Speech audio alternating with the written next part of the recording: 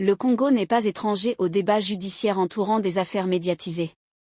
Mais ce qui se joue autour de la dépouille de Blanche, épouse du pasteur influent Marcelo Tunasi, dépasse le simple cadre judiciaire. C'est une affaire qui mêle foi, émotion collective, soupçons criminels et remise en question des institutions religieuses. Tout commence par un drame annoncé comme une tragédie intime. Le décès brutal de Blanche, survenu dans des circonstances officiellement décrites comme naturelles. Mais très vite, des murmures naissent au sein même de la communauté chrétienne, et ces murmures se transforment en accusations voilées. Des proches affirment que quelque chose ne colle pas, dans la version officielle.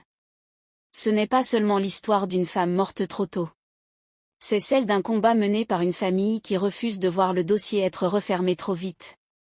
C'est aussi celle d'un pasteur qui, malgré sa notoriété et son influence, se retrouve exposé à un déferlement médiatique sans précédent.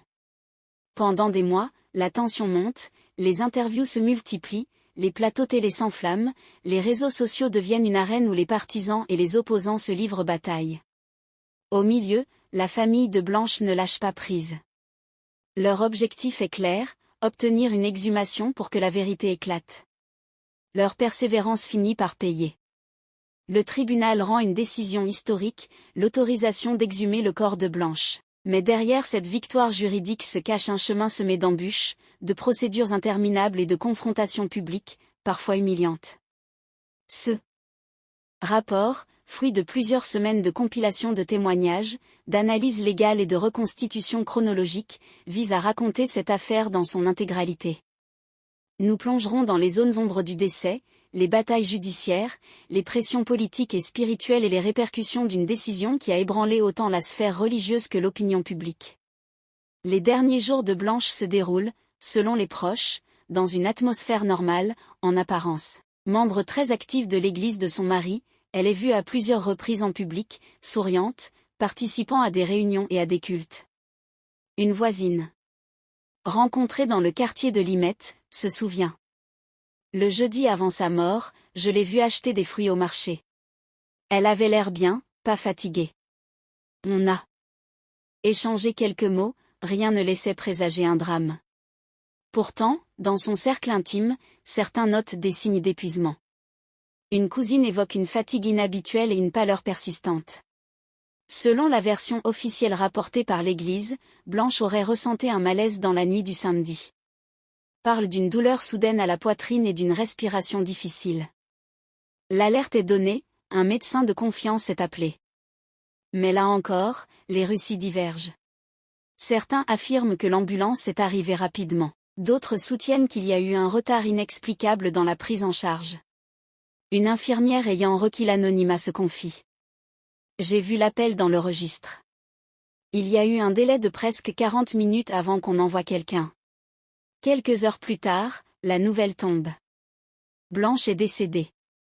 L'Église annonce officiellement un décès dû à un arrêt cardiaque, demandant aux fidèles de prier de respecter l'intimité de la famille. Cependant, certains proches sont choqués de voir que le corps est rapidement préparé pour l'enterrement. Tout est allé trop vite, dira un frère de Blanche. Nous avons même pas eu le temps de demander une autopsie. Dès le lendemain, des rumeurs circulent. Les réseaux sociaux amplifient les interrogations. Pourquoi tant de précipitation? Pourquoi refuser une autopsie?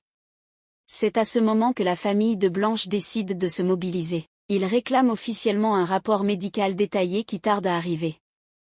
Lorsque le document est enfin communiqué, il contient des zones floues, absence de précision sur la cause exacte du décès, incohérence dans les ors notés et un manque de détails sur l'état du corps. Les tensions entre la famille et le pasteur montent d'un cran. Des échanges durs ont lieu lors de réunions privées.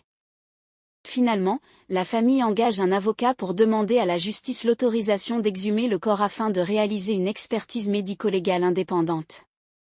L'exhumation du corps de Blanche marque un tournant majeur dans une affaire où la douleur, la foi et le doute s'entremêlent. Pour la famille, c'est une victoire arrachée de haute lutte, un pas décisif vers la vérité. Pour l'Église et ses fidèles, c'est une épreuve qui met à rude épreuve leur loyauté et leur unité. Mais aujourd'hui, la justice n'a encore rien tranché sur le fond. Les experts médico-légaux devront dire si Blanche est morte de cause naturelle ou si une main humaine a provoqué sa disparition. Et si c'est le cas, il faudra alors répondre à la question qui brûle toutes les lèvres. Qui? Car derrière chaque rumeur, chaque témoignage, chaque communiqué se cache une vérité qui n'a pas encore été mise en lumière. Les résultats d'analyse diront-ils que Blanche est partie dans la paix du Seigneur, comme l'affirme son époux? Ou bien révéleront-ils une réalité beaucoup plus sombre? Et alors, une autre question surgira inévitable. Si des preuves accablantes apparaissent, Marcelo Tunasi sera-t-il poursuivi en justice? Pourrait-il vraiment se retrouver derrière les barreaux? L'Église survivrait-elle à un tel choc? Et surtout, la vérité sera-t-elle acceptée, même si elle bouscule la foi de milliers de personnes? En attendant, la tombe de Blanche est désormais au cœur d'une bataille judiciaire et morale qui pourrait bien changer à jamais le visage du christianisme congolais. Et vous, qu'en pensez-vous? Est-ce que la justice va enfin faire toute la lumière sur la mort de Blanche? Pensez-vous que Marcelo Tunasi pourrait réellement finir en prison si des preuves l'accablaient? Donnez votre avis dans les commentaires. Likez cette enquête si vous pensez que la vérité doit toujours triompher. Abonnez-vous pour suivre chaque nouveau rebondissement de cette affaire. Si ça vous a plu, n'oubliez pas de vous abonner et de cliquer sur la cloche de notification pour ne pas rater mes prochaines vidéos.